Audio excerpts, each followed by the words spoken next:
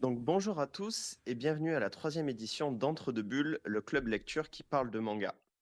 Et oui, depuis la dernière fois, nous avons trouvé au rythme de tournois effrénés sur le Discord un nom qui a été trouvé par Ime. Bravo et merci à elle. Entre deux bulles, c'est un moment de partage entre passionnés. Se mélangent ici les genres, les goûts, les âges, les experts comme les profanes. Le but étant de partager, de se cultiver et de s'ouvrir de nouveaux horizons de lecture. Aujourd'hui, cependant, est un jour spécial. Nous accueillons un invité, et pas des moindres, Damien, co-créateur, lettreur, graphiste de la maison d'édition Nazca, mais aussi un des youtubeurs de la toute fraîche chaîne La Caverne des Looters. Merci Damien pour ta présence et ton temps. L'entre-deux-bulles du jour commencera par une interview de notre invité, interview construite à partir de questions posées par les membres du Discord. Suivra ensuite les présentations de 3 titres de Nazca Édition, à savoir le très bon See You There and Us de Monday Recover, présenté par la star du Discord, Mangakam. Ensuite, Barn présentera Clown Doctor de Shifeng. Et ensuite, Damien reprendra la parole pour nous présenter en avant-première un titre à venir. À la fin de la séance, un débat est organisé concernant le titre haut en couleur Chronique de l'île éphémère, qui, je le rappelle, était la lecture imposée du mois. Avant de commencer, Cam, est-ce que tu nous dirais un petit mot? Bah, avec plaisir, merci pour cette, belle introduction Nibs. On voit que tu l'as travaillé, c'est beau. Oui, pour introduire un petit peu tout ça, bah, très content, de la direction que prennent ces clubs de lecture ou plutôt, entre 2 bulles maintenant. Merci à Damien de nous faire l'honneur d'être là. C'est très cool enfin, je suis super content de voir, à quel point ça prend de l'ampleur, aussi bien au niveau des participations, aussi bien au niveau de l'engouement, mais aussi d'avoir, cette chance de pouvoir, faire un épisode dédié à un éditeur, surtout un éditeur que j'apprécie, particulièrement. Donc très, très content et très hâte d'entendre les réponses de Damien à toutes nos questions.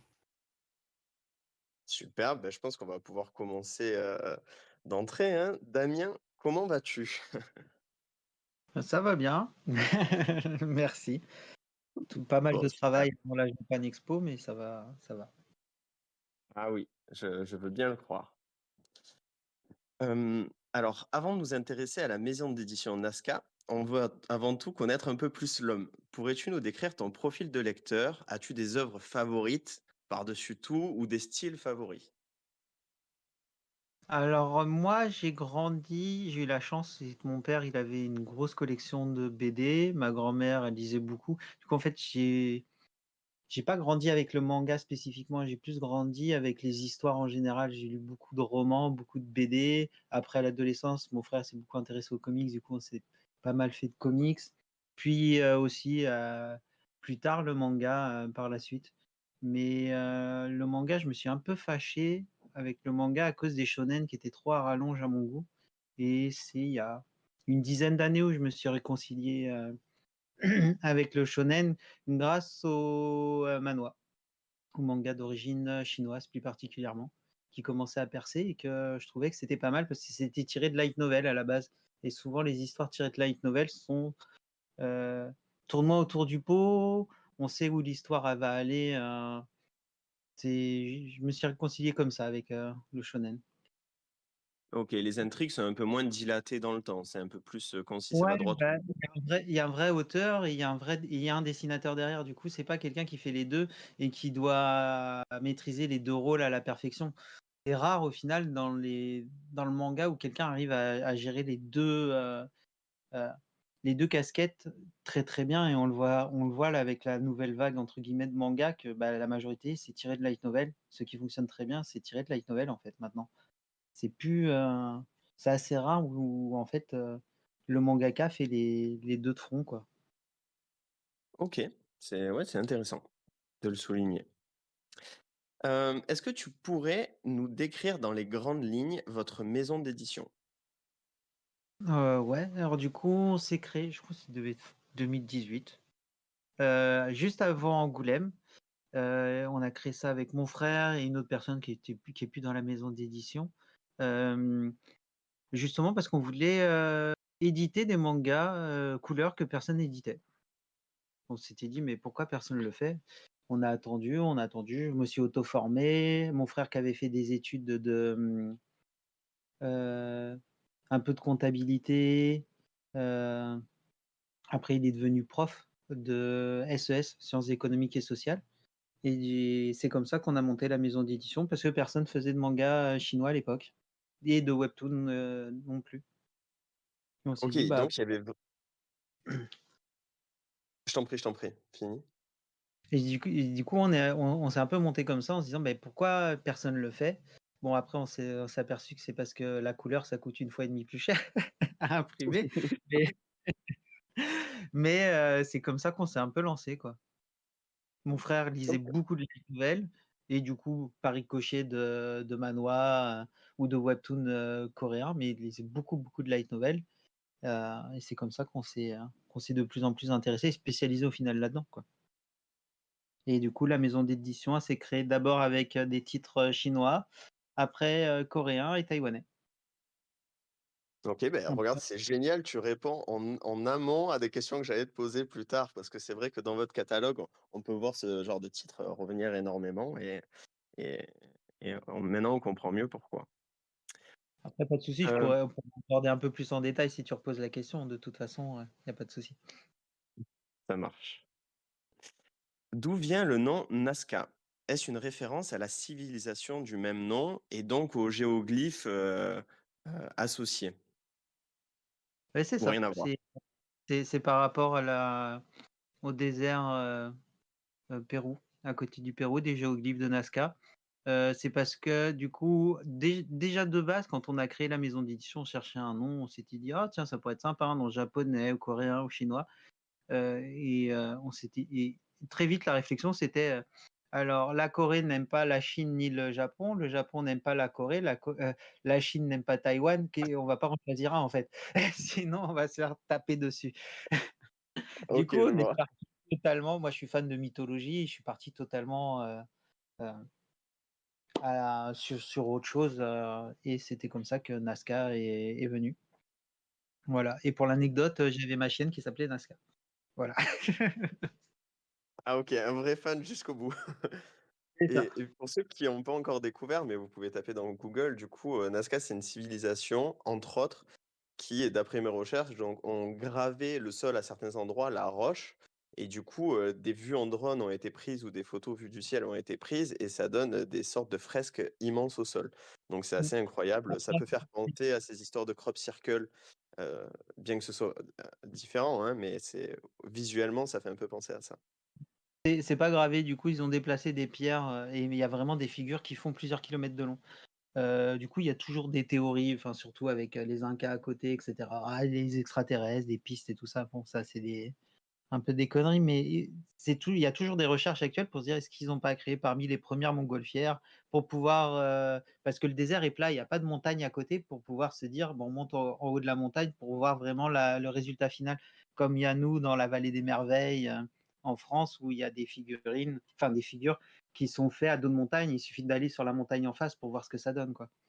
Là, vraiment, le désert il est plat, un désert de pierre et de sable. Ils ont déplacé des pierres pour des très longues figures géométriques. La plus connue, ça va être l'araignée et le condor, il me semble. Ouais, c'est assez incroyable. Merci pour la rectification. Pas de souci. Quel est le premier titre que vous avez signé? Quels souvenirs en gardez-vous? Bah, le premier titre, c'est un peu les bases en plus qu'a fondé la maison d'édition parce que c'est To Dark Tales of Demon and God. En fait, j'ai cherché pas mal comment ça fonctionnait et ça fonctionne surtout en fait pour signer un titre avec des intermédiaires. Pour contacter en Chine. Et on était parti sur, bah, on va demander les deux plus gros titres qui pourraient nous intéresser, Toudag et Soulland. Toudag, c'était grosso modo le solo leveling à l'époque, numéro 1 en lecture en ligne sur Internet. On se dit, bon, on va tenter, on verra bien, au pire, on se fait refuser. Et au final, ça a été signé en 2 semaines. Oh. Parce que Ah oui. l'auteur a gardé tous ses droits, en fait. L'auteur a monté un studio pour adapter en manga avec des étudiants d'école d'art qui avaient fait le premier chapitre ou les deux premiers chapitres pour leur épreuve de fin d'études, en fait. Et il les a recrutés direct à la sortie de l'école pour continuer. Toudag. Et ça a cartonné, hein, de ouf, du coup, on était très content de d'avoir une réponse très rapide, d'avoir des conditions plutôt, acceptables, normales, surtout pour l'importance de l'œuvre, sachant qu'en fait, on est la seule édition au monde qui le publie en physique. Tout le reste, ça va être de la publication numérique. D'accord. Le livre, il existe même pas en Chine alors qu'il est numéro un en lecture, mais vraiment dans le monde entier. Il y a que Solo Leveling qui est passé devant à un certain moment et il continue à être dans le top 3 ou top 5 suivant les sites, de lecture en ligne.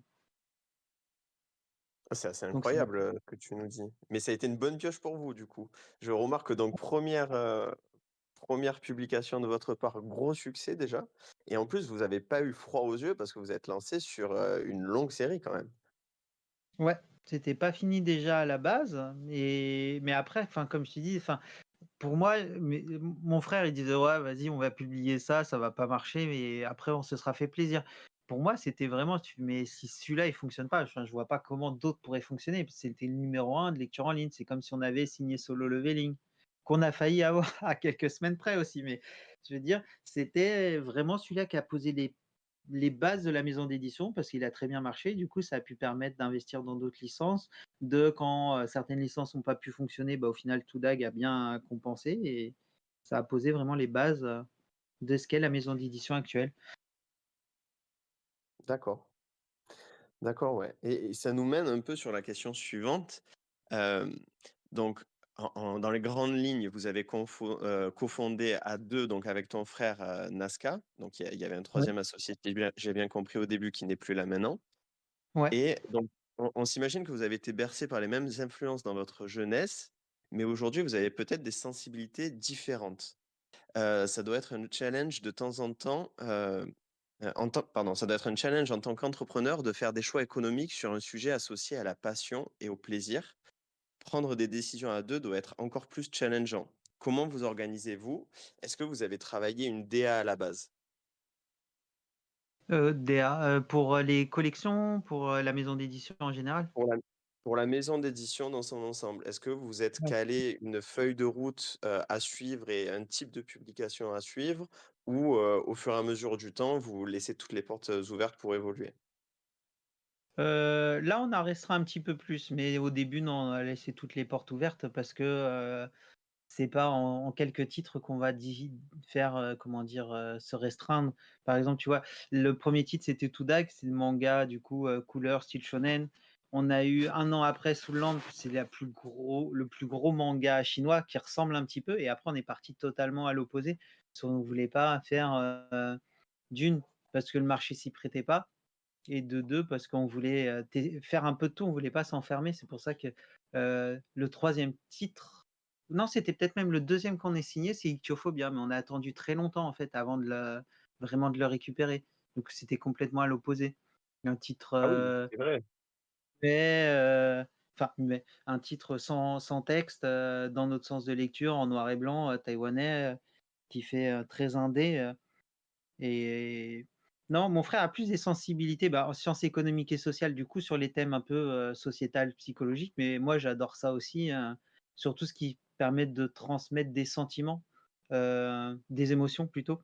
On aime tous les 2 ça et généralement, on on sait très vite qu'il y a des titres qui vont pas se vendre, mais qu'on veut quand même faire et du coup, on les assume en se disant: «Bon, bah, on n'en fait pas trop par contre, de titres qui vont pas se vendre» et sinon, on n'en publie pas des masses. Du coup, on essaye toujours de tomber d'accord tous les 2 en disant: «Celui-là, il m'intéresse, toi, t'en penses quoi?» Il va me dire: «Ah bah, je te fais confiance, il a l'air d'être bien aussi. Si tu l'aimes bien, tu sauras le défendre» et voilà. On tombe d'accord là-dessus.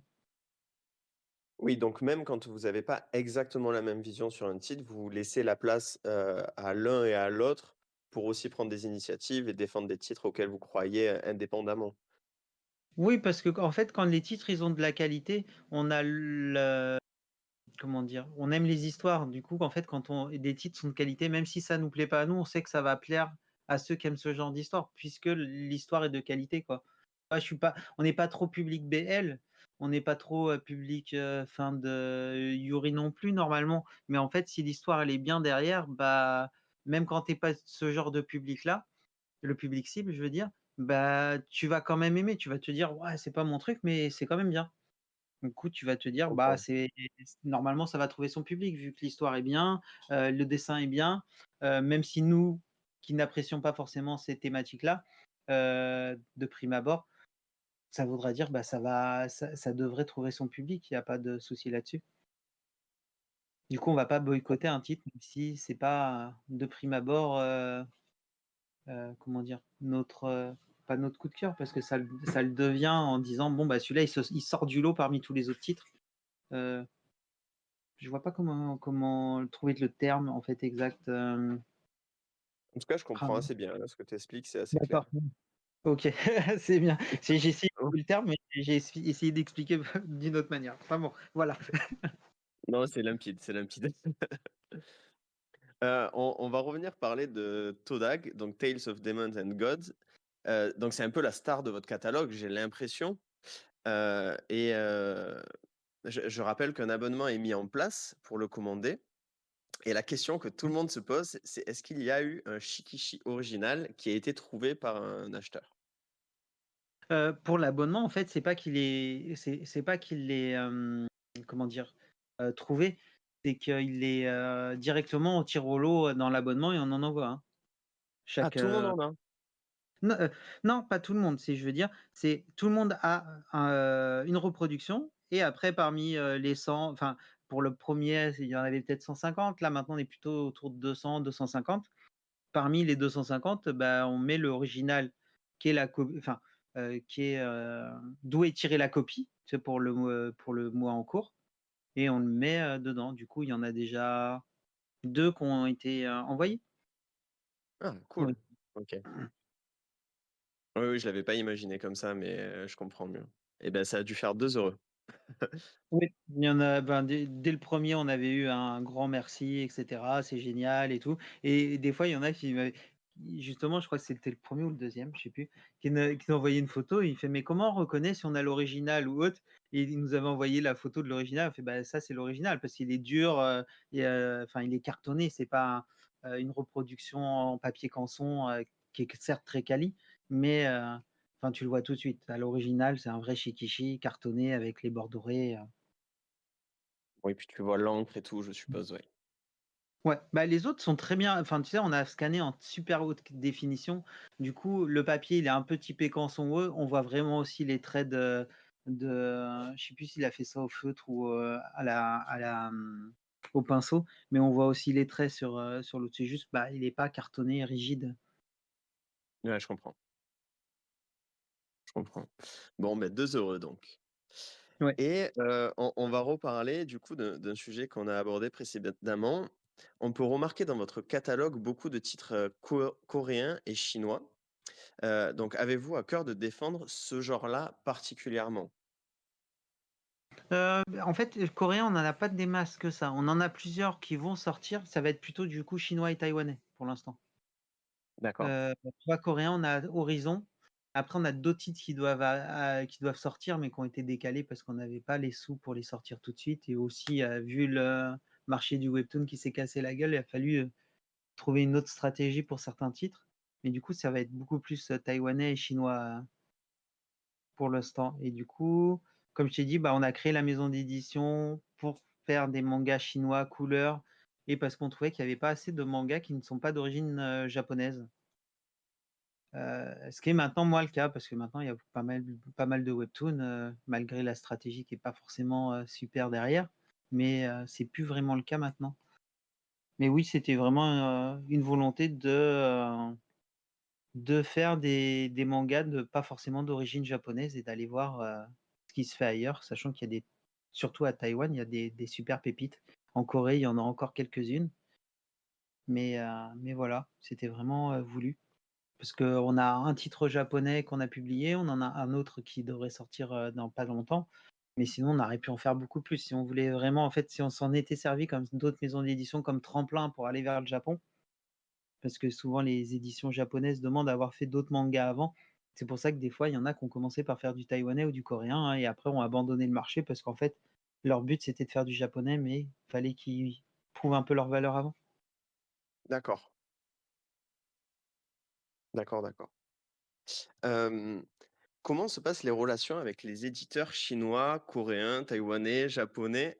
Est-ce qu'il y a des grosses différences, selon les pays? Alors, en fait, c'est pas des grosses différences selon les pays, c'est des différences selon la taille de la structure qui est derrière. Une grosse D'accord, structure chinoise va être aussi casse-couille qu'une grosse structure coréenne ou qu'une grosse structure, japonaise. Petite structure japonaise va être, aussi arrangeante qu'une petite structure, taïwanaise ou chinoise. C'est vraiment la taille, en fait. Si tu travailles avec une multinationale, ils vont te casse-pied. OK, C'est juste ça a pas tant à voir avec la nationalité au final. Ouais, non, c'est vraiment, les grosses structures. Après, on travaille pas tant que ça avec avec des structures, très importantes au Japon. Celle qui est la plus grosse au Japon, enfin, ça se passe très bien, il y a pas de souci, c'est Futabasha qui doit être, soit 6e ou 7e éditeur au Japon, peut-être même le 5e. Du coup, c'est quand même c'est assez important, mais c'est pas la super multinationale, style Shueisha et cetera. Et souvent, on nous a dit: «Ah, vous allez voir quand vous allez faire au Japon». Bah, en fait, tu vois, notre deuxième œuvre, c'était Soulland, c'est une œuvre de Tencent, OK. tu vois? Du coup, ça a pris plus d'1 an à négocier.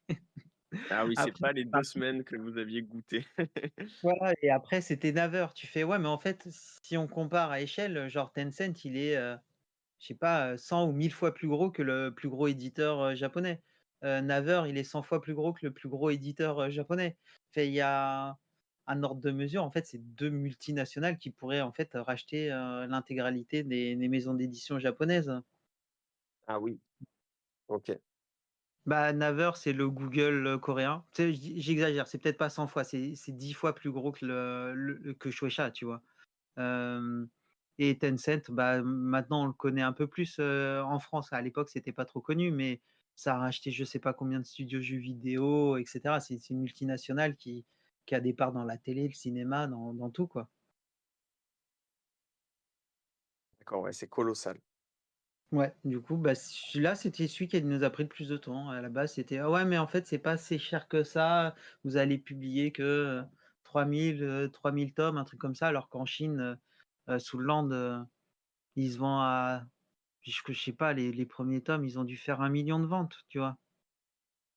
Ah C'est oui, vraiment c'est la plus grosse série, chinoise, qui écrase tout sur son passage, et qui écrase aussi les mangas japonais, mais qui est pas connue à l'étranger. c'est fou ça, ce rapport, entre les pays. Il y a des titres qui sont immenses dans un pays et pas dans l'autre et ça doit être Mmh. difficile justement pour un éditeur de savoir quoi aller chercher pour le ramener en France. Bah, Heu, c'est un gros travail de recherche et entre guillemets «de spécialiser». Tu vois? Si, tu en as beaucoup qui sont arrivés sur le marché du webtoon sans être spécialisés et c'est pour ça qu'on voit l'état du marché du webtoon en France là. Ils ont écouté «Ah ça a fait 100 millions de vues, ah ça a fait 1 milliard de vues, ça va se vendre». C'est pas parce que ça fait plein de vues que ça va se vendre. Et Soulland, tu vois, nous on le sort, je crois qu'il est sorti aussi en Thaïlande, peut-être au Vietnam et cetera. Vraiment Asie, Asie du Sud-Est et il fonctionne pas en France. Après hem la série Ultra Cali, mais il est sorti aussi pendant le Covid. Je pense pas que ça ait aidé non plus, mais outre le timing, normalement pour une série comme ça aurait dû largement plus fonctionner. Si on terme juste en termes de qualité de la série. Il y a des trucs qui peuvent très bien fonctionner dans un pays et pas fonctionner dans l'autre. Regarde, Demon Slayer, quand il est sorti en France, sous le nom de L'Érodeur de la nuit, ça a failli être un bide absolu. mais je crois que ça s'est arrêté au bout de Les Rôdeurs de la nuit. En plus, c'est 4 tomes si je me trompe pas? Ouais, Après après je ça a crois qu'ils changé de ont nom. ils ont tout ressorti, à la Japan Expo, en changeant de nom, pour surfer sur l'anime et heureusement. Sinon, il y a je crois que c'est, Dead Unluck en France, ça fonctionne pas des masses. Il y en a plusieurs titres comme ça qui fonctionnent pas, Shangri-La Frontière qui fonctionne pas des masses non plus et qui cartonne au Japon. C'est chaque pays est un peu différent. Après, ça Ouais, dépend aussi de la com ou autre, mais les aspirations peuvent être différentes aussi, dans chaque pays. bah, c'est un vrai travail de curation et peut-être même qu'il y a un poil de on peut pas tout prévoir, je suppose. Il y a peut-être même un poil de chance, des fois, est-ce que ça va prendre à tel moment ou pas en France, quoi? C'est une question de timing qui peut être aussi due à la chance. Ça va dépendre aussi des titres qu'il va y avoir à côté. Si tu sors C'est en vrai. même temps que 3 hits de Shueisha, qui t'écrasent tout, derrière parce qu'ils ont mis plein de com dessus et tu fais: «Bon, bah, tu vois Shangri-La» et je crois qu'il s'est sorti en même temps que Spy Family, Free Rein et Les Carnets. Donc c'est un peu fait écraser malgré toute la com qu'il y avait dessus parce que c'était un titre qui était assez prometteur, pour les Japonais. D'accord. Vous éditez beaucoup d'œuvres couleurs, comme, Chronique de l'île éphémère, qu'on a tous lu pour aujourd'hui normalement. Est-ce que ce type de format attire plutôt des lecteurs traditionnels de manga, qui cherchent à découvrir autre chose, une nouvelle expérience? Ou ça peut aussi venir chercher des lecteurs d'autres formes de BD, franco-belge, comics et cetera? Chronique va être un peu à part parce que du coup c'est vraiment un manga, plutôt classique, dans l'histoire, dans l'approche. Alors que les tu vois, nos autres, mangas couleurs, ça va être des webcomics, des webtoons et cetera, qui étaient plus faits pour la lecture numérique à la base. Du coup, en fait, Chronique va attirer un public de lecteurs de manga qui cherchent qui vont en dehors des sentiers battus, du coup, plutôt seinen, qui cherchent des petites histoires, des trucs, des expériences ou des lecteurs de BD. Là où Toodag, Soulland, Black Fist, Soulmate, Salad Day, ça va être un public plutôt de manga classique ou de lecteurs de webtoon. OK, OK. Est-ce qu'il y a un titre que vous êtes particulièrement fier d'avoir réussi à publier? Que ce soit par rapport au récit, à ce que l'histoire raconte, aux relations avec, l'auteur, à son histoire dans votre parcours en tant que maison d'édition? Bah, en fait, ça va être plutôt des je dirais pas qu'un seul titre parce que tu vois, Toodag, il a été vraiment la base de notre maison d'édition. Du coup, on est super content de l'avoir eu. Ça a permis de publier plein d'autres titres. Après, pratiquement tous nos one-shots taïwanais, on les a ultra sélectionnés. Ils sont tous été récompensés, que ça soit avant ou même après. Euh, la moitié, je pense, des titres taïwanais qu'on a récupérés, c'était même avant qu'ils aient la médaille d'or, enfin des médailles au Japon. Du coup, on est ultra fiers. En plus, la majorité des auteurs, on les a rencontrés. Du coup, on a tous une attache dessus, quoi. Je dirais que ceux qui sortent un peu du lot, bah, ça va être ceux de Lilunche, parce que du coup, on l'a rencontré, mais plus de 2 ans avant que ça soit publié, on a dû attendre que Ichthyophobia il récupère ses droits, parce que il avait été publié ça avec un éditeur chinois qui est reparti en Chine, qui l'a abandonné. Du coup, il a fallu qu'il attende 2 ans pour récupérer ses droits, et on a attendu. Et on l'a rencontré 2 fois. Euh, Evergreen, il était en France, on a fait un bouquin spécial pour pouvoir qu'il soit un peu plus rémunéré et tout ça. C'est vraiment top aussi là-dessus. Et sinon, bah, euh, je crois qu'il y a que Rimu qu'on n'a pas encore vu en France.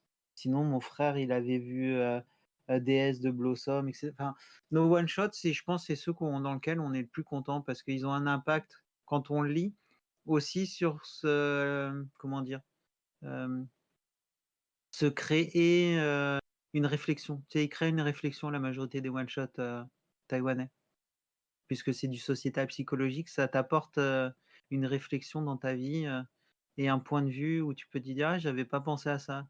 Ça te fait grandir, je dirais. Du coup, on est très fiers de nos one-shots taïwanais. Je comprends que ça puisse être intéressant pour vous, de faire vivre cet aspect-là. Et à contrario, quel est le manga de votre catalogue qui n'a pas marché selon vos espérances et qui mériterait d'être mis plus en lumière? Est-ce que vous avez un manga qui a pas assez bien marché par rapport à ce que vous imaginiez ou ce que vous souhaitiez? Bah, on a Soulland, comme j'avais dit, et sinon Vétubeuse. Mon père et la reine des Vétubeuses, japonais, qui a vraiment pas trouvé son public. Ce qui est dommage parce que le titre est ultra quali et pas très long. Et après, je sais pas si c'est une question de timing ou de nom de titre qui était peut-être pas assez représentatif. Mais le titre est très barré, très drôle. Et c'est un peu dommage qu'il ait pas si bien fonctionné que ça. Et sinon, après, mine de rien, les titres de Lee Yun-che, malgré qu'ils soient ultra quali, ils trouvent pas leur public. C'est un peu dommage. Eh bien, on va essayer de lire ça et d'en faire la propagande ici. Bah, quand on aime, l'histoire et un peu la BD en général, si, il fonctionne bien, mais au final, c'est quand même un titre bien niche, quoi. On s'est aperçu. Ce qui est vraiment dommage, mais après, enfin, on est très content de l'avoir publié, c'est pas très grave qu'il ne fonctionne pas des masses. On a eu une aide du ministère de la culture de Taïwan, c'est pour ça que Koxinga, il est qu'à 9,50 € malgré le pas vaste que c'est. On a augmenté un tout petit peu le prix pour Formosa parce qu'on en a publié que 2000. C'est une édition limitée parce que Koxinga avait pas bien fonctionné derrière.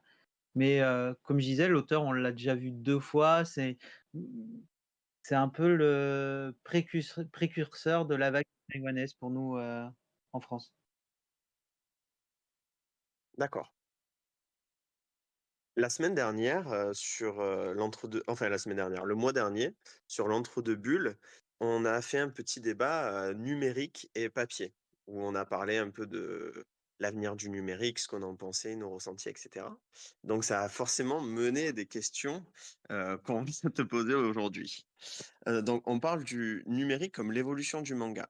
Une partie de votre catalogue est sur manga.io. Est-ce un atout économique qui est financièrement viable pour vous ou c'est un moyen supplémentaire de faire découvrir votre maison d'édition? Alors, nous, on est un cas très spécifique. Comme je disais, Toudag, il est, numéro 1 de lecture en ligne, dans beaucoup de pays. Il est numéro 1 de lecture en ligne sur Mangayo. Il est plus lu que Naruto, tu Ah, vois? incroyable! Donc, Génial! c'est un atout économique indéniable, le numérique. Pour certaines œuvres, tu vois? Pour, les one shot taïwanais, je crois à l'année, ça doit rapporter 50 €, tu vois? C'est vraiment pas risible, mais je veux dire, c'est négligeable, voilà. Donc Pour, ça veut dire pour que ça va certaines œuvres. être, pardon. Non, vas-y, j'avais fini.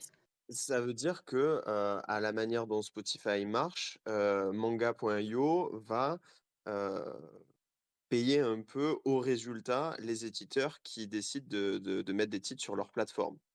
Ah oui, ouais, c'est pas caché, hein, la rémunération. En fait, tu vois, moi, pour te dire comment ça fonctionne, je pense Spotify, ça doit être le même truc. C'est qu'en fait, tu vois, tous les abonnements, ça va réuni dans une, genre de cagnotte, tu vois? Tu mets tous les sous, genre Je imagine tous vois, les ouais. abonnements représentent 10 000 €.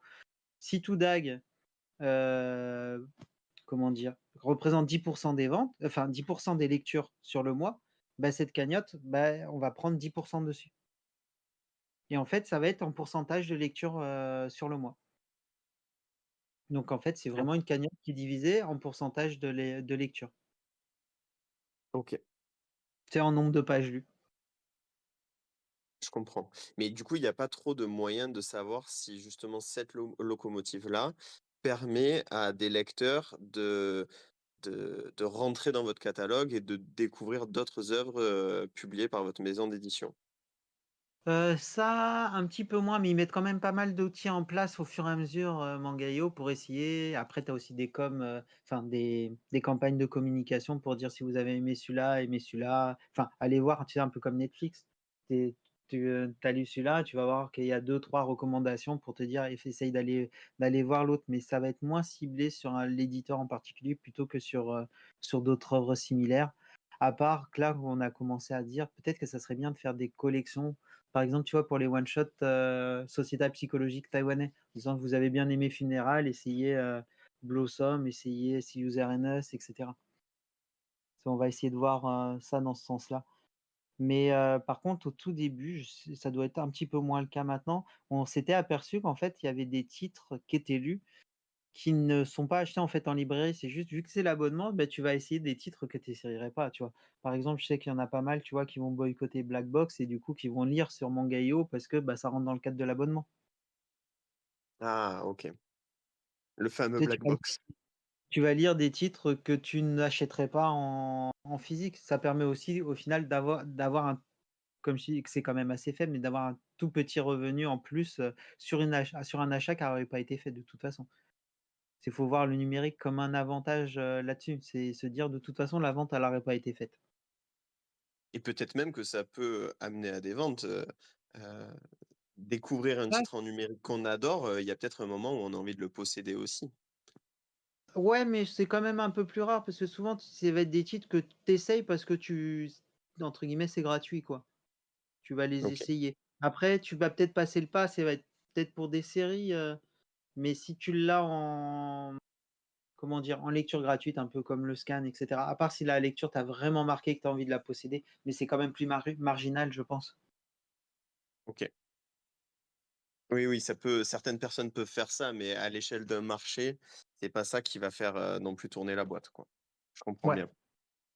Et justement, tous les outils statistiques, qui commencent à vous offrir, Manga.io, est-ce que ça vient peser maintenant dans vos choix éditoriaux? Est-ce que ça vous donne des outils supplémentaires, ou une manière supplémentaire d'envisager l'édition d'un titre à venir? Pas du tout. Comme je te disais, vu que en fait, le marché numérique, c'est pas le marché physique. C'est un truc qui va fonctionner en physique, ne fonctionnera pas forcément enfin, inversement plutôt. Un titre qui va fonctionner en numérique ne fonctionnera pas forcément en physique. Sinon tous les webtoons, éclateraient tous les mangas japonais. OK. C'est vraiment 2 marchés différents. Il faut avoir vraiment une approche, en se disant, ça peut te donner, te dire: «Ah celui-là il a bien fonctionné» et du coup on peut peut-être s'y intéresser. Mais après, vu que sur Mangayo, en fait, c'est que des trucs qui sont déjà licenciés, c'est pas là tu peux pas t'y intéresser dans ce sens-là, tu sais, à repérer des titres, bah, pour pouvoir les licencier plus tard. C'est pas possible dans ce sens-là. Heu non, par contre, ça aide en communication. Tu sais, genre, de mettre en place, voilà, il est dispo sur Manga.io, vous pouvez lire peut-être le premier chapitre, une semaine en avance que ça sorte. Tu sais, un peu comme les fascicules que tu peux avoir en librairie Oui, et oui, heu et pousser à l'acte d'achat, là-dessus et d'avoir un peu plus de force de frappe sur les réseaux sociaux. Parce que nous, on est très petits en maison d'édition, du coup, c'est un peu plus dur de gérer la communication. Eux, ils ont une plus grosse équipe parce que, bah, ils passent sur les réseaux et cetera. Enfin, c'est un format numérique, du coup, il faut qu'ils soient très bons en communication. Du coup, ça aide sur ce point de vue-là. bien sûr. Et enfin, pour clôturer cette interview, les 3 premiers mots qui te viennent en tête pour parler de Nazca? Voilà. Bah, je Ah, c'est dirais la qu'on petite colle de la fin. ouais, je dirais qu'on est passionné, qu'on est, ouvert, mais, du coup, ça va être ouverture, mais c'est pour la discussion et cetera. Il faut pas hésiter à nous poser des questions en MP, on répond toujours honnêtement aux questions. Heu, Genre passionné et ouvert et qu'est-ce que je pourrais rajouter d'autre? Ouais et on est plutôt curieux sur tout ce qui se fait, peu importe le pays, on va pas avoir d'a priori. Beh, Voilà. passionné, ouvert et curieux, c'est 3 mots agréables à entendre de la bouche d'un éditeur, hein. C'est une très bonne réponse. Et du coup, merci beaucoup Damien pour toutes tes réponses. Et maintenant qu'on t'a allègrement assailli de questions, je te propose, maintenant un petit temps de repos en écoutant notre cam présenter See User and Us. OK, parfait. Merci Damien, merci Nips pour cette super interview, c'était hyper intéressant. Franchement, bon, j'aurais encore plein de questions, mais on verra en off. Oui, tout Pas de à fait. souci. Donc, je vais vous présenter une œuvre. J'ai lu pas mal d'œuvres chez Nazca, mais celle-ci, vraiment, je pense que c'est l'un de mes plus gros coups de cœur chez Nazca. Donc, je vais vous parler de See You There and Us. Donc, Si, ça s'écrit SEA comme la mer. C'est fait par deux auteurs, donc une autrice, Monday Recover, qui est au dessin, et Chen Jiao Zheng. Alors, je sais pas si c'est un auteur ou une autrice, tu me corrigeras plus tard, Damien. Voilà, c'est dans la mouvance de ce que disait Damien juste avant. On a quelqu'un au dessin, quelqu'un au scénario, et on voit que c'est hyper bien construit grâce à ça. Hem Au niveau des autres œuvres, par exemple, qu'a fait Monday Recover, on a une œuvre chez Nazca qui est, Pink Ribbon que j'ai pas encore lu et 2 autres œuvres chez Mao Éditions, Nine Lives Man et Contes merveilleux de printemps que j'ai pas encore lu non plus, faudrait que je les lise et une à sortir, alors je sais pas quand, chez Nazca aussi, qui s'appelle Have I Found You? Je sais pas si ce sera le titre définitif. Donc ça a été publié à Taïwan en 2021 et chez nous en 2024. Et en gros, ça va nous raconter l'histoire de 2 jeunes filles. Donc on a d'un côté, Wu Xiaorong, désolé pour la prononciation, qui est plutôt, mise à l'écart à l'école, Les professeurs se moquent un peu d'elle, et du coup, l'école, c'est pas trop son truc. Et un jour, elle va, à l'école primaire, en gros, l'équivalent pour nous de l'école primaire. Elle va rencontrer une autre fille qui, elle, est un petit peu le contraire, puisqu'elle est, vraiment la fille la plus populaire, de l'école. Elle est belle, elle a des beaux cheveux. Du coup, c'est un peu leur première interaction, c'est qu'elle va lui toucher les cheveux, et elles vont devenir copines, autour d'une passion, commune qui est le manga.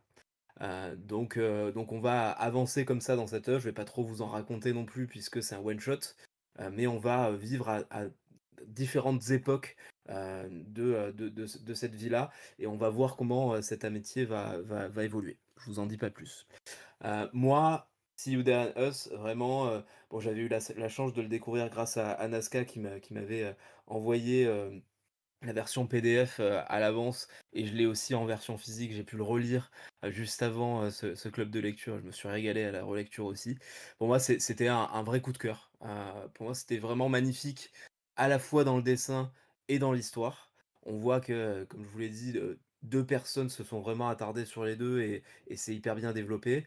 On s'attache hyper rapidement, aux 2 jeunes filles et à cette amitié, vraiment pure. C'est ce genre d'amitié qu'on peut retrouver, dans notre enfance, vraiment où il y a pas vraiment d'autres sujets. Bon, on verra plus ça évolue, puis, peut y avoir de sujets, et pour moi, c'est avant tout cette histoire d'amitié qui définit See You There and Us. Là, on voit vraiment comment la puissance de l'amitié peut aider à tout surmonter pour une fille comme pour l'autre. Les messages que nous délivre ce récit sont vraiment pleins de sens, et on s'identifie vraiment rapidement aux 2 personnages.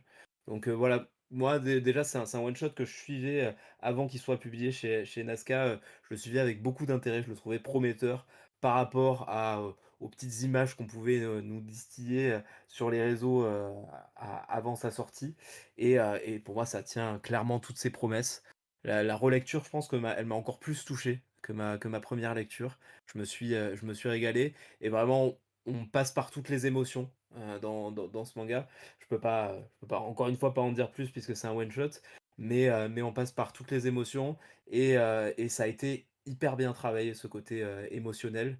Voilà, je pense que c'est ce qui définit, vraiment cette œuvre. C'est que, on pour moi, j'ai du mal, je pense dans mes 2 lectures, je l'ai lu à chaque fois en une fois. C'est-à-dire que j'ai pas pu me faire de pause parce que, j'avais envie de savoir la suite, et parce que j'étais vraiment en immersion dans le récit, et je pense que c'est, ouais, l'une des principales forces de See You There and Us, et c'est un titre que je relirai encore, plusieurs fois, et qui restera dans ma collection à tout jamais, ça c'est sûr, parce que, voilà, pour un one shot, arriver à être aussi, bien développé en si peu de pages, je trouve que c'est assez fort, et je vous le recommande, vraiment chaudement. Voilà. Beh, merci beaucoup pour cette présentation. On sent vraiment tout l'amour que tu as pour le titre, que je Ouais, c'est partage le aussi cas. également. Et du coup, Damien, je pense que là, en face de toi, tu as quelqu'un de très reconnaissant d'avoir édité ce titre. Moi aussi, merci beaucoup. Est-ce que quelqu'un, a une question à poser à Cam? Heu, il peut se signaler maintenant, sinon on basculera vers Barm pour, sa présentation. Non? OK, très bien. Du coup, Barm, maintenant, va nous présenter, Clown Doctor de Shifeng. Ouais, merci. Alors, est-ce que vous m'entendez bien? Parce que j'avais pas testé mon micro avant. Très bien. OK, super. Alors moi, contrairement à Cam, je découvrais vraiment la maison d'édition Nazca avec, avec le club de lecture d'aujourd'hui. Voilà, j'ai été vraiment très agréablement surprise de Clone Doctor. Donc c'est un one shot taïwanais, et un petit peu comme, les autres dont on a parlé précédemment, c'est découpé, à nouveau entre 2 auteurs. Donc le scénario, il est signé, Feng Shi, auteur de Night Level, et puis, adapté en manhwa ensuite par, la manhwaja, Cory.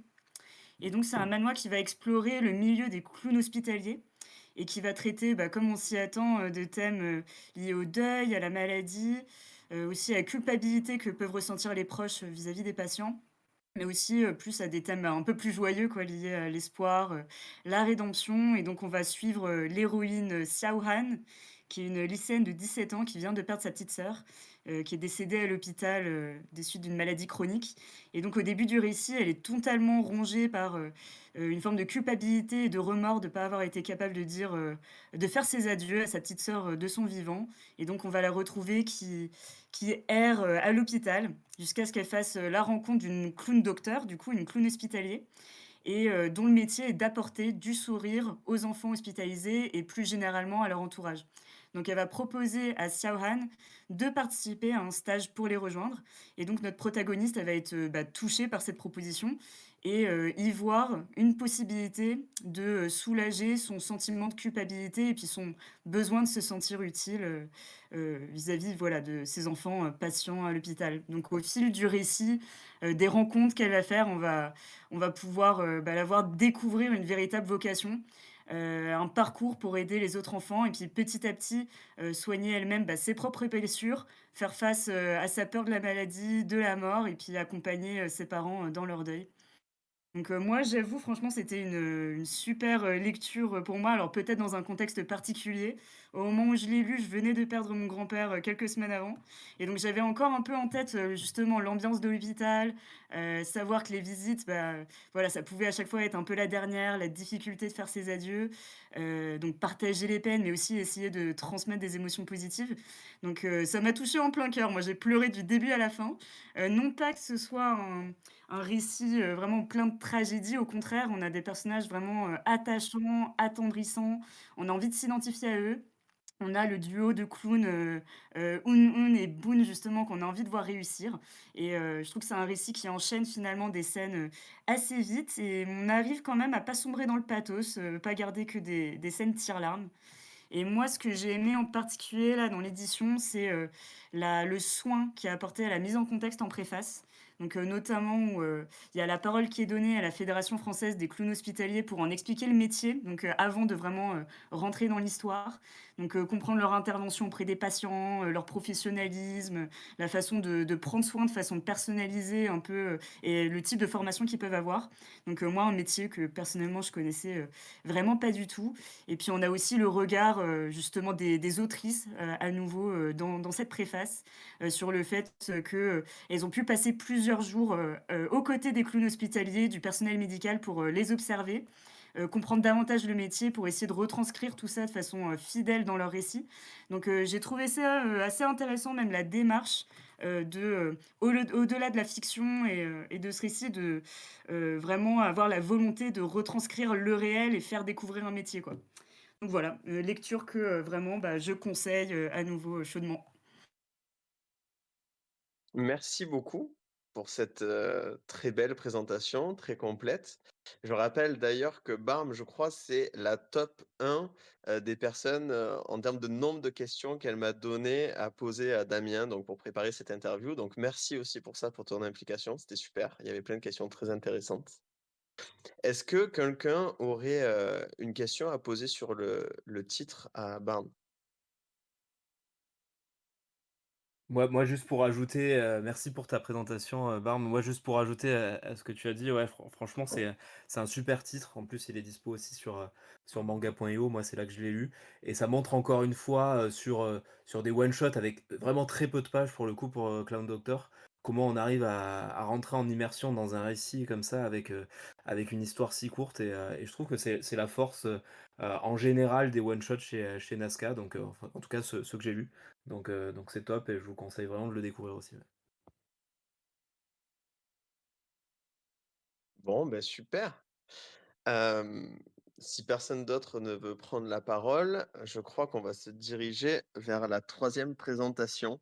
On va encore un peu faire travailler Damien parce que c'est à son tour de nous présenter un titre. Moi, je vais vous présenter le prochain one shot, le prochain one shot à sortir. Du coup, ça va être pour changer, c'est pas un one shot taïwanais, mais ça va être dans la même collection. Ça va être un one shot japonais.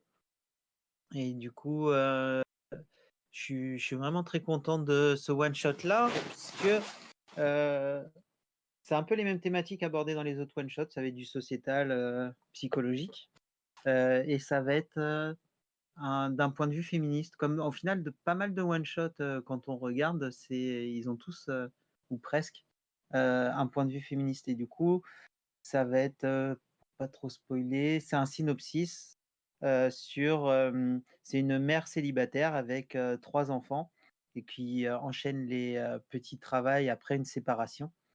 Hem, et qui élève avec sa mère ses 3 enfants dans une pauvreté relative. Ils meurent pas de faim ou autre, mais ils voient quand même qu'il y a pas mal de choses qui ne leur sont pas accessibles. Heu, on les suit à la maison, sur le parcours de l'école, à l'école. Il y a une autre petite fille qu'on va suivre qui, elle, est issue d'une famille riche, mais on voit qu'au final, la richesse, ça fait pas forcément le bonheur. Et le point de vue féministe, c'est qu'on voit qu'en fait, une femme, seule, elle s'est séparée de son mari parce qu'elle avait été, battue et qu'en fait, la petite fille qui est riche, sa mère, on s'aperçoit, assez rapidement, brièvement, c'est pas le cœur de l'histoire, qu'elle est aussi battue. Comme quoi, c'est pas forcément, heu, un problème, de niveau social, quoi. C'est une œuvre très touchante qui peut être lue à tout âge. Même si on est petit, on va peut-être pas faire attention à ce background de violence conjugale et plus faire attention au côté mignon de l'histoire. Mais quand on est de nos âges et qu'on a lu déjà d'autres titres, ça va nous toucher aussi d'autant plus. C'est un très beau titre, très mignon sur l'amour fraternel, l'amour de la famille. Et ce qui est un peu dommage, c'est que cette autrice, ça doit faire une vingtaine d'années qu'elle publie des Josei. Elle a publié chez des grosses maisons d'édition avant de passer sur cette maison d'édition-là. Et elle publie que des titres ultra quali de société psychologique. Il y a plusieurs titres qu'on aimerait récupérer de cette autrice-là par la suite. Donc voilà. Je vois pas trop comment décrire un peu plus, à part que, comme beaucoup de nos one shot, je sais pas si vous avez fait gaffe, on a mis des bandeaux en faisant collaborer, certains, qu'on pourrait dire, certains influenceurs, même si j'aime pas trop le terme, mais plutôt passionnés parce qu'en fait, on sélectionne pas forcément par rapport à la taille de la communauté, mais plus par affinité. Et du coup, je suis content aussi de la mise en avant qu'il y aura, sur le bandeau. Je vous laisserai découvrir ça, sauf si tu veux en parler, il y a pas de souci. On a un peu compris peut-être. Oh, on peut en parler, hein, on peut en parler, il y a pas de souci, mais merci pour la présentation. Je sais pas si tu avais fini, Damien? Si, si, il y a pas de souci. C'est qu'en fait, je vois pas trop comment, décrire autre que ça, plutôt que de vous dire: «Ça sera vraiment une lecture agréable», tout en ayant un petit fond, mais c'est pas le principal de la lecture. Ouais, je vois ce que tu veux dire. Alors moi, du coup, vous l'aurez peut-être compris, c'est moi qui aurai l'honneur d'être sur le bandeau de ce manga. On peut dire le titre parce qu'on l'a dit là dans le chat à côté ou pas encore, Oui, on peut le dire, le titre, désolé, je l'ai même pas dit. Du coup, le titre, c'est «Au creux de nos mains», donc ça sera le titre, français, normalement définitif sur ce manga et moi, j'ai eu l'honneur de pouvoir le lire en avant-première, et vraiment, une super découverte. En plus, moi qui connais, alors je connais de plus en plus maintenant les shōjosei, on va dire, surtout les josei avec, notamment pas mal de sorties chez Nabân, mais là, de découvrir celui-ci chez Nazca, c'était vraiment une super découverte. Moi, je l'ai adoré.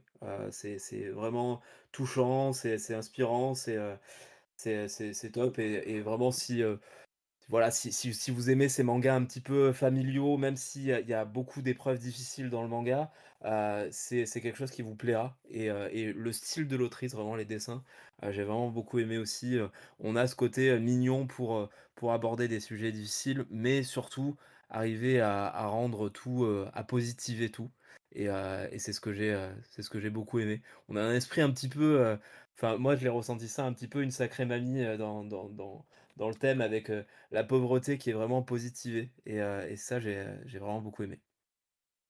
C'est une lecture, qui donne le sourire et qui est pas, heu enfin si, entre guillemets, pour les plus sensibles, ça peut peut-être faire tirer une petite larme, mais plus joyeuse que les autres titres qui peuvent être un peu tristes.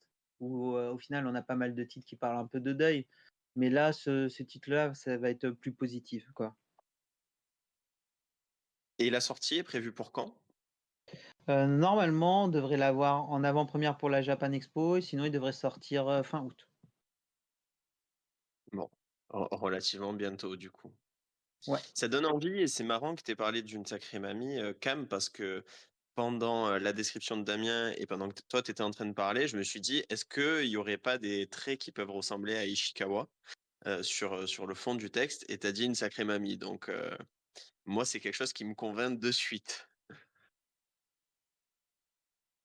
Ouais, bah, c'est franchement ça alors je sais pas toi, Damien, ce que t'en penses, mais moi là, je l'ai lu qu'une fois, mais j'ai ressenti un petit peu cet esprit-là, en tout cas les mêmes sensations que j'avais en lisant, Une sacrée mamie. C'est que, certes on voit des choses difficiles, mais on se sent bien quand même tout au long de la lecture. C'est vraiment une petite parenthèse de positivité, d'optimisme, et c'est ce que j'ai beaucoup aimé. Beh, je dirais à peu près pareil. Moi, je l'ai pas lu, j'ai juste feuilleté, c'est Emma qui l'a lu et m'avait dit, un peu la même chose, comme quoi, c'est un peu les mêmes, thématiques abordées. Pour le dessin, c'est pareil? Du coup, tu sais pas? Du coup, voilà. Mais ouais, pour moi, c'est vraiment une petite dose de comment, je dis ça souvent, pour les autres titres qui ressemblent? Lecture un peu doudou, qui font du bien, que t'aimes bien, que tu lis et tu content de l'avoir lu, qui font vraiment du bien à la fin de la lecture où tu dis: «Ah, c'est cool». Exactement, et j'espère que ça aura le succès escompté, parce que je suis très curieux de voir, bah, d'autres œuvres de l'autrice. Celle-là, elle date, comme tu disais, ça fait un moment qu'elle dessine, et elle date de 2009, donc je sais qu'il y en a pas mal d'autres qui sont sortis entre-temps, et je suis curieux de voir ce qu'elle a fait d'autre, ouais. J'ai l'impression que ce titre-là vient clore, en fait, les titres qu'elle avait publiés dans une grosse maison d'édition parce que le personnage, de la mère, j'ai l'impression que dans elle l'avait abordé chez une autre maison d'édition. Je sais plus si c'était Shogakukan ou Shueisha, mais une grosse maison ou Kodansha, enfin une des 3 grosses et elle avait fait, je crois, 2 tomes et c'était sur, comment la relation se crée, à l'adolescence, qu'elle tombe enceinte, en faisant ses études. Tu as encore des thèmes très féministes et son héroïne ressemble beaucoup à cette mère célibataire, hein, avec son écharpe, la même coupe de cheveux et cetera que j'avais vu. Du coup, je trouve vraiment que enfin, elle mérite d'être connue cette autrice parce que les pareil, pour parler un peu des autres titres qu'elle a publiés, ça tu en as une où c'est une étudiante qui est obligée de se prostituer parce elle a pas assez de sous pour pouvoir faire ses études. C'est vraiment des thèmes très féministes assez forts qui sont pas forcément souvent abordés. Ce qu'on aime pas mal, justement dans nos one shot, avoir des thématiques pas souvent abordées et qui sortent un peu du lot, tout en restant très quali. Ouais, Donc ça voilà. correspond bien à votre ligne éditoriale, en tout cas, quand on voit, beh, Clown Doctor qui a été, présenté par Barbe juste avant, on est un peu dans ce thème-là de justement de thèmes pas souvent abordés, mais très bien abordés, donc top. Mmh. Bon moi ça y est, il est dans ma wishlist là. On va finir, la partie la plus structurée, on va dire du club de lecture. Ça va Damien, tu t'es senti bien pendant l'interview, pendant ta présentation, tout s'est bien passé? Oui, oui, tout s'est bien passé. Fait s'il y a des questions qui peuvent venir, faut pas hésiter, hein, il y a pas de souci. Comme je dis souvent, on est plutôt ouvert, nous ça nous dérange pas de parler de chiffres, de comment ça fonctionne ou autre. On n'est pas vraiment langue de bois, là-dessus. Pourquoi pas, on peut laisser un moment avant de basculer vers le débat. Si quelqu'un veut prendre la parole, et allez-y, hésitez pas, profitez du moment. Ou peut-être que les langues vont se délier, un peu plus tard lors du débat. Qui sait? Hein, par la suite, ouais. Heu alors du coup, on va maintenant débattre, enfin débattre, discuter autour du titre, Chronique de l'île de l'éphémère. C'était la lecture, imposée du mois. Je crois que Cam a, pas loin de lui, une petite présentation du titre. Je vais te donner la parole. Tout à fait. Alors, il faut rendre à César ce qui appartient à César. C'était, Panda qui avait fait, cette présentation. Je vais la faire pour lui puisqu'il, je pense qu'il y a un petit peu de bruit, autour de lui. Donc, Chronique de l'île de l'éphémère, c'est un roman graphique taïwanais. scénarisé par Li Shang-Chao et illustré à l'aquarelle par Evergreen Ye. Ça a été publié en 2020 chez Slowwork, puis en 2023 en France par Nazca, notamment sur, 2 éditions différentes. Une édition simple, qui est déjà très belle et une édition, très quali, un peu plus onéreuse, mais qui je l'ai jamais eu en main, mais je pense elle doit valoir son prix. L'histoire se déroule dans un futur proche où les écosystèmes de la Terre se sont effondrés, entraînant la division du territoire en cités-États et petites îles. Et dans ce monde post-apo, les échanges reposent sur les plantes et les animaux devenus des monnaies d'échange cruciales. Le récit est structuré en 3 chapitres, chacun centré sur un personnage féminin, explorant des thèmes tels que la survie, les liens familiaux et la résilience face à la catastrophe écologique. Eh ben, merci beaucoup. Et une fois cette, mise en place, donnée, ben, on peut commencer à discuter. Ceux qui veulent prendre la parole, je vous en prie, allez-y. Ouais, moi peut-être, je sais pas si c'était très clair le fait que c'était un futur proche. Enfin, on a une indication de l'époque, je crois que c'était AP, une certaine date, enfin voilà, en gros, post-catastrophe. Moi j'étais un peu perturbée, c'est un moment, je crois que c'est dans la troisième fable, le troisième récit quoi, où on tombe sur un musée, on voit des scarabées, des orchidées, une sorte de tigre et je trouve qu'il ressemble pas particulièrement à ce qu'on connaît. Donc je me suis dit, en fait, est-ce qu'on serait pas justement dans un futur hyper lointain où ce qu'on connaît pas est déjà en ruine un peu? Enfin, moi, au contraire, au début, je pensais que c'était finalement un futur assez proche de nous, comme tu le disais, Cam. Et en fait, d'avoir vu ça, je me dis, bon, en fait, ça se trouve, l'orchidée a tellement évolué qu'en fait, on est vraiment des millénaires après nous, quoi. Je sais pas, il y a pas d'autres personnes qui, pour tout le monde, c'était un futur proche? Non, moi j'ai eu C'est le même ressenti que toi. c'est post-capitaliste. Ouais. L'univers post-capitaliste. Donc, grosso modo, le capitalisme a tout détruit et on ne sait pas quand. C'est juste sur cet aspect-là qu'il a fondé l'histoire. Après que le capitalisme est tout ruiné, qu'il y a une grosse montée des eaux et comment ça s'en sort. Voilà. Moi, du coup, je l'ai relu, pour l'occasion aussi, ça faisait un moment que je l'avais pas lu. Et vraiment toujours, alors j'avoue que ce qui me plaît le plus dans ce manga, c'est le dessin et le fait que tout soit en couleur. Alors je sais pas comment ça rend, dans l'édition, plus grande, mais ça doit être vraiment, un plaisir pour les yeux. Après, il faut être quand même assez, un petit peu concentré pour suivre un petit peu, ce qui se passe. Alors peut-être que je l'étais pas assez, j'ai peut-être perdu le fil parfois, mais j'ai beaucoup aimé, quand même je sais pas, le récit, comment il est structuré, et ce fait que ça se passe dans cet univers, post-apo ou capitaliste comme tu dis, Damien. Je trouve que c'est super bien amené. On a à tour, de la catastrophe, mais on a aussi de la poésie dans le dessin. Je trouve, ça change de couleur d'ailleurs, on est plutôt sombre, au début et après au fil des chapitres, on arrive sur de la couleur, sur du bleu, sur du orange et cetera. Je trouve que ça se voit pas mal dans les dessins et clairement, vous l'aurez compris, pour moi, c'est vraiment la force, de Chroniques de l'île de l'éphémère. C'est ce dessin de Evergreen. Je pense qu'elle elle a totalement bien adapté le scénario de l'autre, auteur, donc Li Shang-Xiao. Oui, c'est vrai, il y a un vrai travail sur la couleur quand même, très agréable à voir.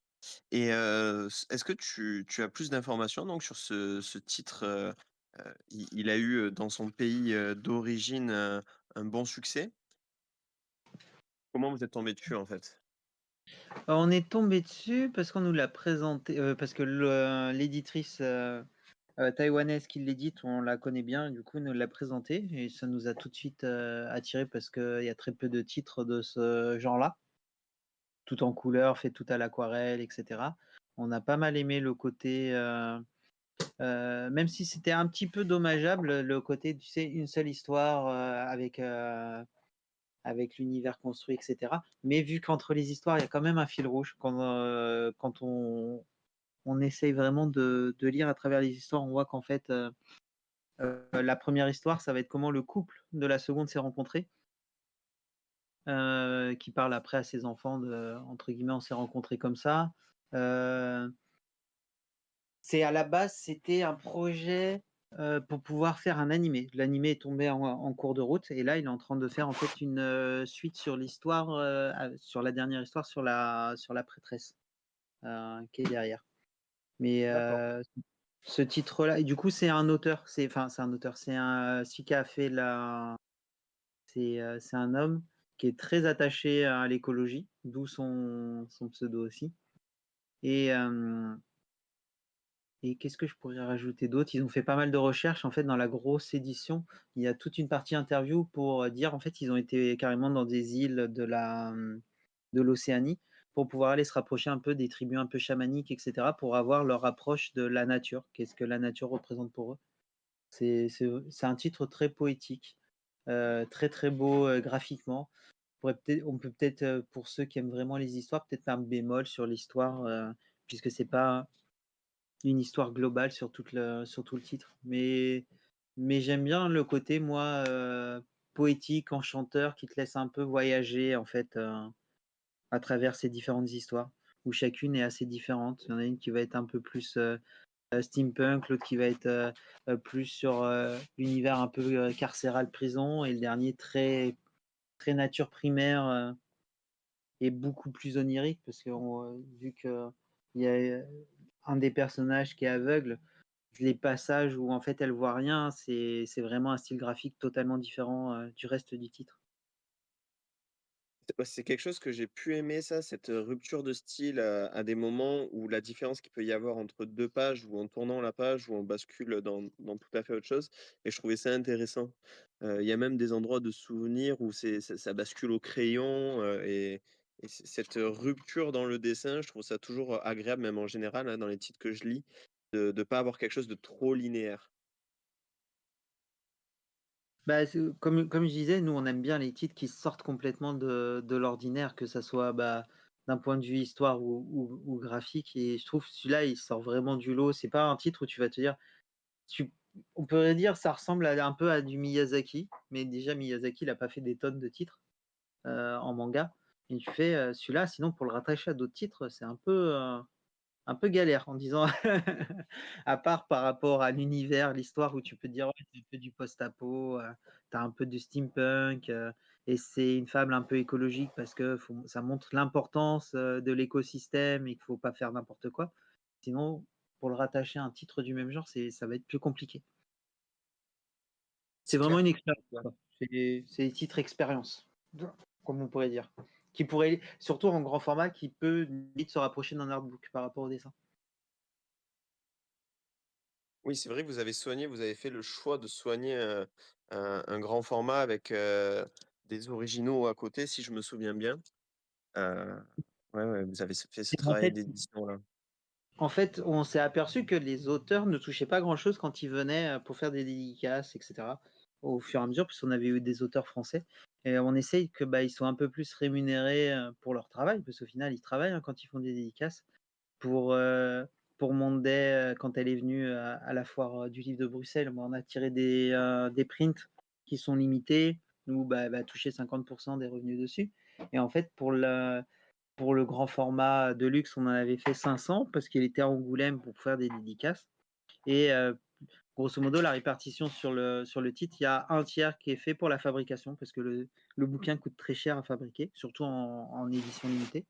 Un tiers au final pour la maison d'édition et un tiers pour l'auteur. Du coup, en fait, grosso modo, il y a 50% des revenus qui sont pour l'auteur en fait dessus. Ah Et il oui, y a un original dessus. Et ouais, ça non, m'a l'air d'être un deal très équitable, ouais. c'est vraiment pas cher, hein, 45 € pour ce genre de bouquin. On a souvent dit, en fait, 90 balles, c'est plutôt dans ces eaux-là, ce genre de bouquin au niveau de la fab. Là, en plus, enfin, il y a l'original, ouais, on aurait pu mettre plus cher, mais on s'était dit, en fait, le mieux, c'est d'essayer de les vendre assez rapidement, comme ça, l'auteur récupère ses sous quand même le plus rapidement possible. Oui et ça fait pas des tout petits revenus trop dilués dans le temps, qui ouais, qui s'en Ouais, tirera peut-être un petit peu moins. c'est ça. Donc, il touche vraiment pas mal dessus. Et pour l'anecdote, lui, il préfère, enfin, bien sûr, il préfère cette édition-là, mais c'est surtout qu'en fait, c'est en échelle 1-1. C'est vraiment dans cette taille-là qu'il a peint les planches, qu'on voit un peu mieux les crayonnés, les traces et tout ça, de pinceau. OK. Et il a travaillé dans l'animation avant. Il nous a dit, par exemple, il a travaillé sur des films de. Ah, comment ça s'appelle déjà? C'est le truc avec les robots. Evangelion. Donc il a fait pas mal d'animations avant, que ce soit pour des studios japonais ou autre. OK, y compris pour des grosses productions, quoi. C'est ça. Après, c'était une petite main parmi les grosses productions, hein. En fait, vu il travaille quand même à l'aquarelle, etc., c'était plus pour faire les. euh, comment on appelle? Tu sais, les successions de cases pour servir pour l'animation plus tard. Les sto les storyboards ou rien à voir? Si, les storyboards, voilà. OK. Bon, mais c'est cool de J'avais une pouvoir en question, moi, apprendre un petit peu plus, hein. justement sur cette édition que vous avez fait un peu de luxe, on va dire, sur l'île éphémère. Parce que si je me trompe pas, c'est la seule fois où vous avez fait une édition prestige pour un titre. Bah, Et ouais, c'est je me en demandais fait. si le public avait été au rendez-vous et si le but c'était un peu de prendre la température pour éventuellement en faire d'autres. Euh, en fait, ça va être un peu compliqué d'en faire d'autres. Là, on sent qu'on était vraiment au courant en avance qu'il était là, parce qu'en fait, il a été en résidence pendant 6 mois à Blois. Un peu, il y a des résidences d'auteurs en France, il y en a à Angoulême, là, il était à Blois pour faire une autre œuvre qui a été publiée chez Patayo. C'est un tout petit fascicule, si vous voulez aller voir, qui a un peu même ambiance écologique avec des yokai et tout ça. Lost God, j'avais dit quoi? Oui, Patayo, mais enfin, c'est Lost God le titre. Euh, si vous voulez aller voir, il en a fait un deuxième aussi, je crois, chez aussi Patayo. Et ces titres, c'est assez compliqué parce qu'en fait, il faut le voir. Il faut savoir que l'auteur va venir, le faire pas mal en avance. Là, en fait, comme je disais, l'éditrice, on est très proche d'elle, du coup, ça a été très facile à mettre en place. Et elle a même dit, moi, je touche rien dessus, il n'y a pas de souci, vu qu'il fait qu'il fait des originaux, c'est lui qui touchera 100% des revenus là-dessus, il n'y a pas de souci. Donc c'est un peu plus dur à mettre en place, mais on essaiera d'en faire. Pour l'anecdote, je crois qu'à Angoulême, il en a vendu 150 à peu près, sur les 500. Ouais, donc les Il gens étaient en- quand même contents de prendre la belle édition quand il était là. Ouais, bah, En vente librairie, c'est beaucoup plus faible? on fait pas en librairie, justement. Ah, c'était. C'est Ok, d'accord. c'est vraiment que chez nous, en festival ou autre. Sinon, on pourrait pas avoir que l'auteur touche 50% dessus, parce qu'une D'accord. librairie touche déjà 30 à Ouais. 40% dessus, plus le distributeur, diffuseur, qui Mm. reprendrait 20. En fait, on reprendrait que 40%, sachant qu'un tiers, c'est la FAB. Ça veut dire, Mm. on va toucher 10% dessus, quoi. D'accord. Ouais, forcément.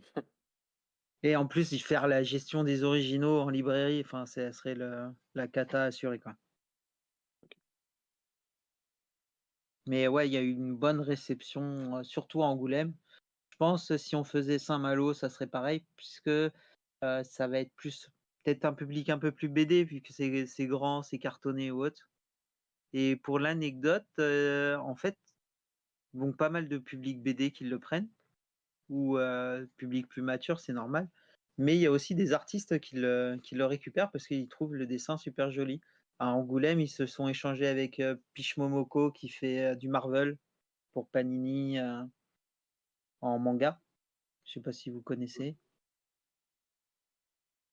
C'est quoi, Demon Wars? Demon Wars, qui était pas mal, ils se sont échangés en dédicace. À Francfort, il y a une autrice japonaise, enfin italienne japonaise, je sais plus comment elle s'appelle, qui avait fait un biopic, qui nous l'a récupéré sur le stand en disant on a l'édition en Italie, mais alors là en grand format, c'est trop bien, je veux la prendre.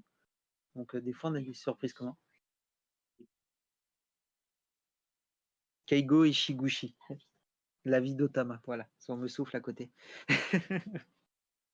Oui, tu as ton aide à côté de toi, ouais. C'est ça. Mais moi, je suis éditeur, je ne retiens pas les noms et je retiens pas enfin, que ce soit les titres ou les noms des auteurs. Je galère de fou. À chaque fois, je dis, bah, je connais peut-être, raconte-moi l'histoire. Je fais, ah si, je connais. Mais Mais ça va, Saki, elle a l'air d'avoir une bonne mémoire apparemment. ah oui, ça sur les noms d'auteurs ou les titres. Des fois, elle sort même les titres en japonais. Elle dit, ah, mais ça s'appelle comme ça au Japon. C'est publié chez un tel et tout. Moi, je Et je J'avoue, connais c'est l'histoire, bien. mais alors après, donc en festival, ça sert pas mal, hein, pour réorienter. «Est-ce que vous avez ça?» «Non, mais tu peux aller voir chez Crunchy». Voilà. «Ah non, mais tu peux aller voir chez untel». Et oui, vous en faites un paquet des festivals, du coup. Bah, en tant que petite maison d'édition, bah, c'est important d'aller voir, les auteurs. Ça fait aussi partie du travail, même si là, on en a fait pas mal et c'est vraiment plus rentable, en fait. C'est je pense avec la crise et cetera, le prix des stands, même si on les a pas très chers sur certains festivals, bah, au final, c'est dur à rentabiliser maintenant. Donc je pense on en fera quand même un petit peu moins, parce que d'une, ça fatigue pas mal et vu que je suis à peu près, le seul à gérer derrière pour toutes les sorties de bouquins, ça peut des fois mettre un peu en arrêt, le travail, sur une petite semaine, puisqu'il faut gérer avant et après le festival, quoi. Oui, et puis un moment aussi de repos parce que on n'est pas des machines qui ne pouvons pas nous arrêter, enfin, qui pouvons pas continuer de travailler en boucle tout le temps, quoi. Et je pense que parler à des gens toute la journée, installer, désinstaller et tout, ça doit prendre une énergie assez conséquente. Ouais, à la fin du festival, enfin, il faut, bien une journée, voire 2, parce que la journée d'après, soit on a réussi à décharger un petit peu le camion, en revenant genre à 2 heures ou 3 heures du mat. Après, il faut aller rendre le camion, donc généralement le lendemain, on fait pas grand-chose et le surlendemain, il faut se reposer quand même un petit peu. Bon, pour le repos, je me fais pas de soucis pour vous. Apparemment, de temps en temps, et je dis bien de temps en temps, vous allez faire 2-3 librairies et Saki nous montre quelques-uns de ses loots colossaux. C'est ça. C'est je fais le porteur. Elle est maligne. J'ai aussi une anecdote du coup encore sur Chronique, de l'île de l'éphémère. À la base, le titre, enfin taïwanais, je saurais pas le dire, mais ils l'ont, comme beaucoup de titres taïwanais pour l'international, souvent ils le font en anglais. C'est pour ça qu'on garde aussi les titres en anglais parce que c'est la volonté des auteurs de les appeler comme ça. C'était Mayfly Island, tu vois, en Italie, il a été publié sous Mayfly Island. Heu, je sais plus s'il est publié aussi en Allemagne. Du coup, c'est Mayfly Island et je crois que l'an dernier, quand il y avait l'auteur. Souvent, il y a des éditeurs espagnols qui viennent, italiens pour voir un peu ce qu'on fait. Parce qu'au final, ils s'intéressent de plus en plus aux one-shot qu'on sélectionne à Taïwan. Et là, il est sorti en Espagne il y a quelques semaines. Et ils ont choisi le titre Los Crónicas de l'île Ephemeras, ou je ne sais plus comment ça s'appelle en espagnol, je suis nul. Et je fais ah, tiens, ce titre me rappelle quelque chose. Ah, bah c'est cool, c'est cool. Ça, Ouais, ça a surtout fait un peu changer les choses du coup.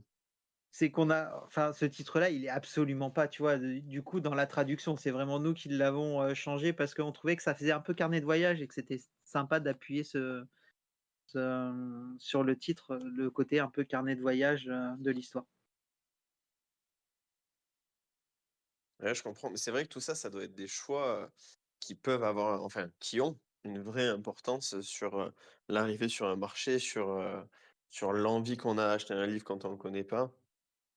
Mmh. On s'imagine pas la quantité de travail et de petites décisions qui en amont euh, de l'arrivée d'un titre dans nos librairies. Bah, d'un point de vue marketing, c'est très important le titre, mais aussi on veut respecter au maximum, ce que les auteurs, veulent pour leur titre et quand les titres, ils sont en anglais. Et que c'est une volonté de l'auteur, généralement, on essaye de le garder. Sauf si vraiment ça on se dit: «Là, ça va être un bide absolu, il faut vraiment le changer». Mais, la majorité des titres, tu vois, Toudag, heu, c'est pas l'auteur qui avait traduit ça, mais c'est que vu que c'était un des tops en lecture en scan et cetera, avant qu'on le récupère, bah, on a gardé ce titre-là parce qu'il était connu. Mais par exemple, pour tous les autres titres, Soulland, beh, il est sous-titré Soulland en Chine. Tu sais, tu vas avoir le titre chinois et juste en dessous, il y a marqué Soulland. Dice, il était connu sous ce nom-là, et la majorité des titres taïwanais, les auteurs avaient choisi déjà leur nom anglais pour pouvoir essayer de les promouvoir à l'international. Du coup, on les a gardés. Par exemple, là, pour celui qu'on a parlé tout à l'heure, See You There and Us, le jeu de mots pour la mer, c'était, parce que la mer est importante dans le titre, c'était, bah, on se dit: «Bon, on va garder le titre en anglais, c'est logique». Et c'est pas des titres très compliqués vu que c'est pas des anglais, d'origine. Heu, tous les titres sont assez compréhensibles, même par des personnes qui ne parlent pas forcément super bien en anglais. Oui, là, le jeu de mots est facilement compréhensible ou facilement explicable aussi, quoi. Ouais, C'est pas très pointu, ou très rapporté à une culture précisément, ouais. c'est ça. Bah, génial, hein, génial. Je pense qu'on va pouvoir clôturer, ce club, lecture, sauf si quelqu'un, encore une fois, veut prendre la parole, hein. Il a toute la place pour le faire.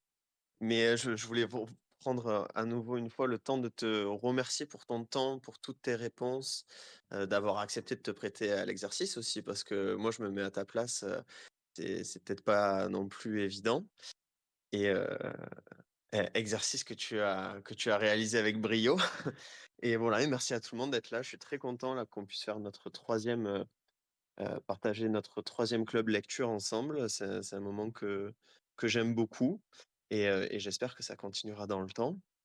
Ouais. Cam, une nouvelle fois, je vais te laisser la parole si tu veux dire un petit mot de fin. Bah, avec plaisir, merci Nibs, pour la présentation, merci, Panda pour l'organisation aussi et merci à Damien, d'être resté pendant 1 heure et demie avec nous, pour ce troisième épisode, d'Entre 2 bulles. Franchement, c'était hyper intéressant. On a appris, plein de choses sur Nazca, comment ça a été fondé, et aussi vos inspirations aussi. On comprend mieux un petit peu la ligne éditoriale que vous avez et comment vous sélectionnez les titres et je trouve que ça renforce, l'attachement à une maison d'édition donc super intéressant d'avoir tes retours, sur tout ça. Donc merci beaucoup à tous les participants aussi d'avoir participé à ce club de lecture. On se retrouve, le mois prochain, je sais pas la date, mais voilà, je pense que tout est déjà, prêt, il me semble, hein, pour le mois prochain aussi. Ça devrait être le 29 juin. On a la lecture imposée, voilà, qui sera le C'est dernier ça, ça envol sera du du Ken papillon. Takahama, dernier envol du papillon. Et Marchu va nous sortir aussi un bon sujet de débat. Je me fais pas de soucis. On compte sur toi, Marsu. Je vais trouver ça. Bon, et Damien, si tu veux dire aussi un mot pour la fin, tu peux. Bah, merci à vous et ça fait toujours plaisir c'est qu'il y ait des titres qui, enfin, d'avoir des retours directs sur les titres, que vous ayez appréciés. Ça permet de toujours de se remotiver et de se dire: «Bon, bah, on fait quand même les bons choix». Parce que c'est pour ça aussi qu'on fait des festivals et bah, justement ce genre de petites, je dirais séances, d'échange, c'est toujours intéressant et il faut pas hésiter, si vous voulez que je repasse pour d'autres thématiques, il y a pas de souci, c'était vraiment très sympa.